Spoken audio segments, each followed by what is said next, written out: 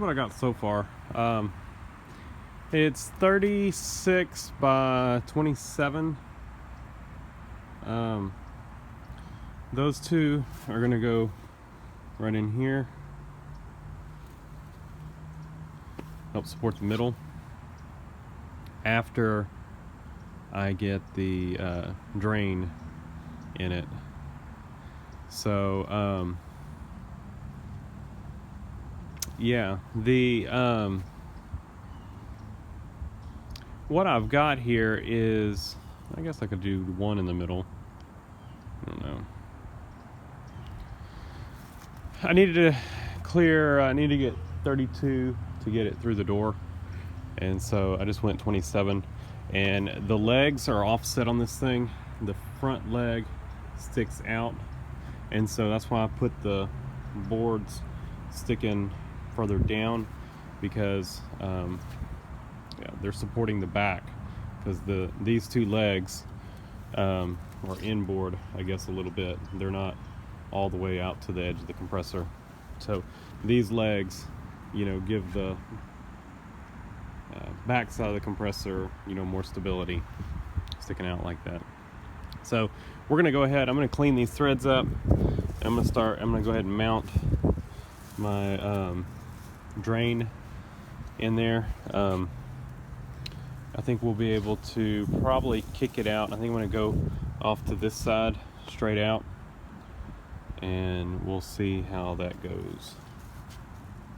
So here's our drain setup, and I just hand threaded this 90 in there because I'm actually going to get a longer piece of pipe, or get a piece of 3/8.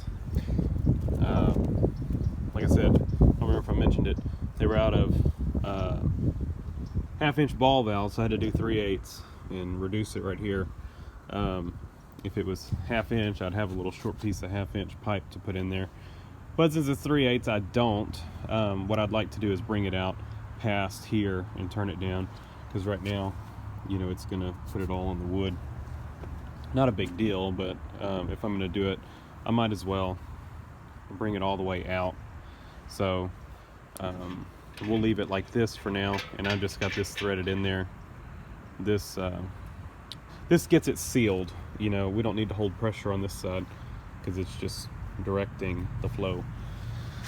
But for now, we're good. Use Teflon tape everywhere, so hopefully no leaks. I'm gonna go ahead and throw the two boards on here, and we will then be ready to unload this thing. Well, there it is. Decided I didn't center these up. Spaced them closer to this to support this one leg, just because those are fairly close to here, and that spaces out. This one was just such a big stretch right in the middle, so put those more towards the middle. And on these, I just because it was harder to get to, I just drove these in from the bottom and sunk them in deep enough that they won't touch the concrete. So we are done, and it feels nice and stiff. So I think we're ready to go ahead and see if we can unload this thing. So I'm trying to decide if I don't think I'll need the Bobcat to unload it. I think I can unload it. It's pretty heavy, but it's not as heavy as it looks. So I'm going to back the truck up and bring it over there, and that way I can just try to slide this off and let it sit down on the pallet, and then we'll see if we can stand it up. Hopefully it doesn't fall over. Well, there's a bad glare, but there it is in its unloaded glory. And it actually wasn't too bad. Like I said, I brought it out until it tipped onto the base, and then just got up in the truck and pushed it on over. That's where it landed. Not landed. That sounds like it fell. but was one casualty. My bed mat finished ripping in two. It was over 3/4 ripped in half, or 3/4 ripped, yeah, anyway. And it ripped the rest of the way because the compressor slid on it, or it slid with the compressor, however you want to say it. So I think what I'm going to do now is this guard, I think maybe it's not. I'm trying to make sure it's not contacting anywhere. You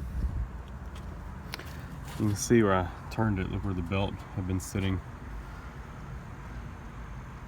It's gonna fling some stuff when it turns on. And like I said, it's got no switch, so as soon as I plug it in, it's gonna take off. So I think I'm gonna see if I can check the oil in it.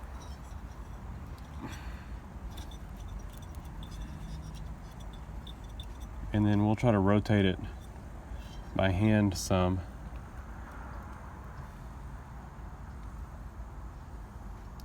And see how it goes from there.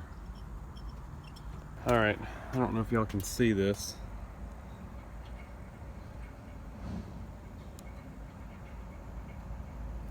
Oil level is right there.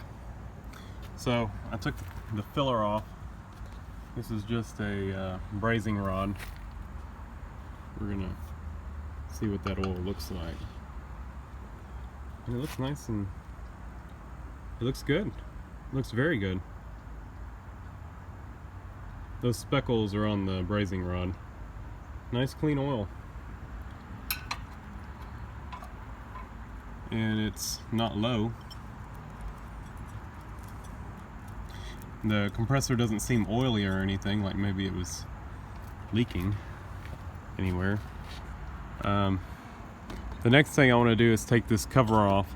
I'm thinking the air filter's in here, and so I want to take a look at the air filter before I turn it on.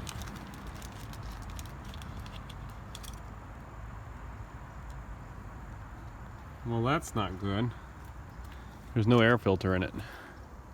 I don't know if it disintegrated, or if they took it out when they stopped running it, or if they ran it without one.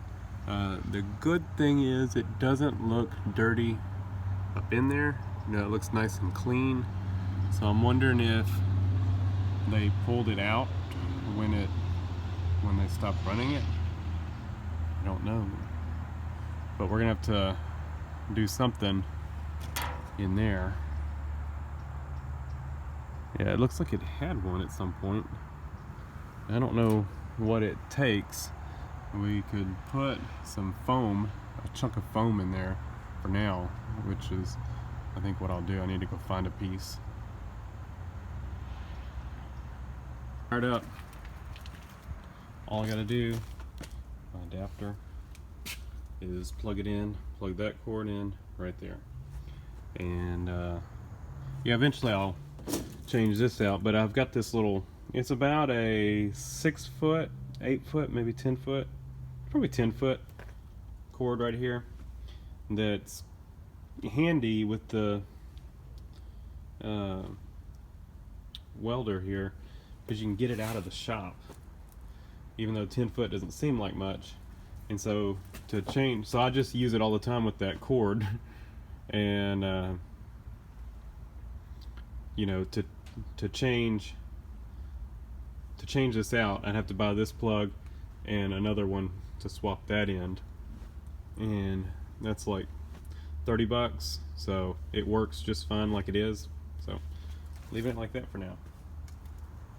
So I did, you know, this right here has been off, and so just for the heck of it, I went ahead and checked in here and made sure everything was good.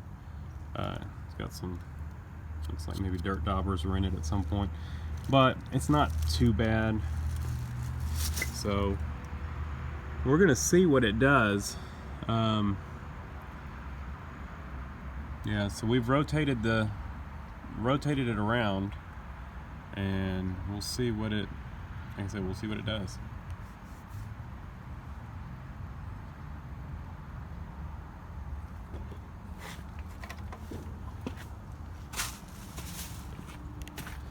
That's that's an awful view, glare.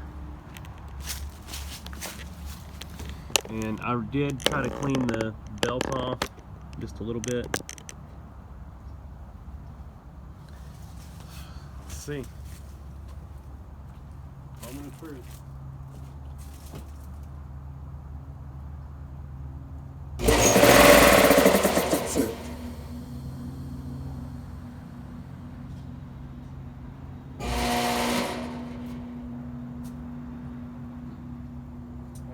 Ran for a second and I unplugged it, and then I went to plug it back in and it hummed.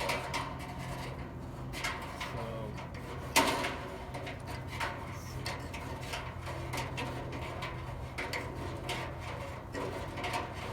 first plug, I was doing it kind of as a smoke test, I guess. So I put it in, pulled it right back out. When I went to do it again to let it run, it hummed. So let's just see what it does. Do it again.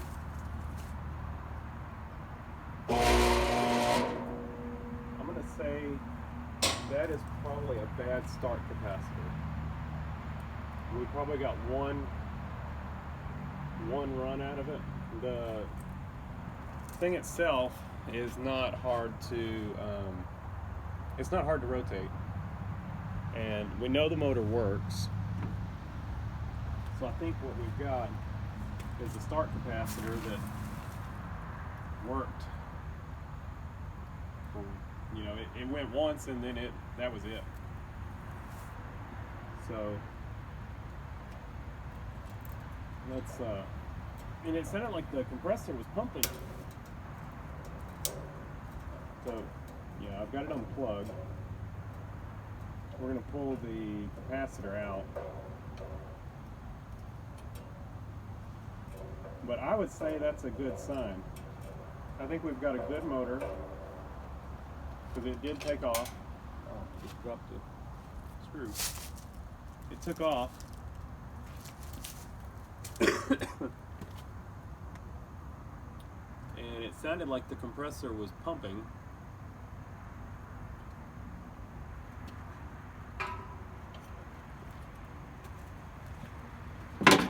It's just, it won't start again.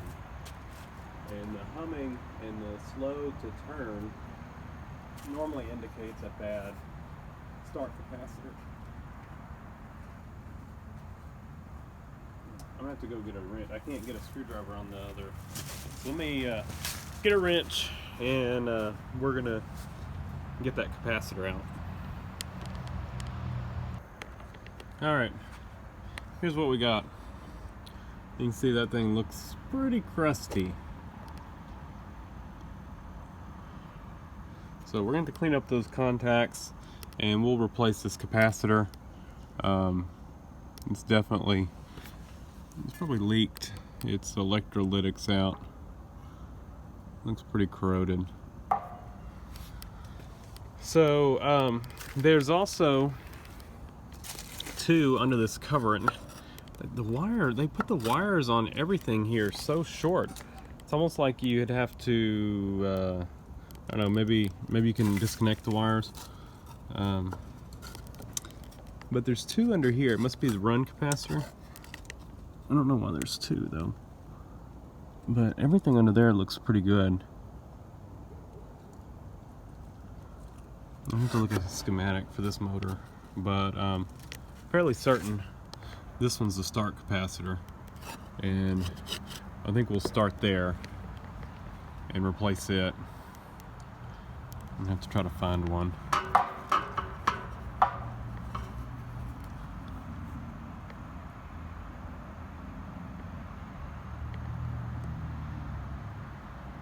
I'll see what I can do to find one, and we'll get that replaced. So just for my own knowledge here, the red and black goes on with the black, and then you've got the red by itself. Kind of makes sense. So we're going to discharge this thing.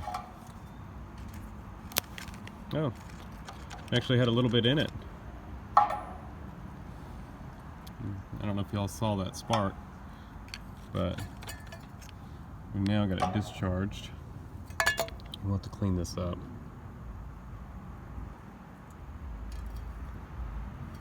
Yeah, it definitely had gotten water in it. That's why you don't let electric motors sit outside. So I'm going to undo these, and we'll take this capacitor, and I'll see if I can go find one somewhere. I'll probably try to go tomorrow, and then, yeah, I don't know. Oh, probably that would let the capacitors drop, and then, yeah. But everything under here looks clean. There's a dart dauber nest I'll knock out, but definitely this stayed fairly dry. So I'm gonna say that these are probably good. Yeah, it's a 370 volt, 22 microfarad, I think. I can't tell on this other one, so that's definitely a run capacitor. Must be 2 run capacitors on it. So I think they're good. We'll know once we replace it, I guess.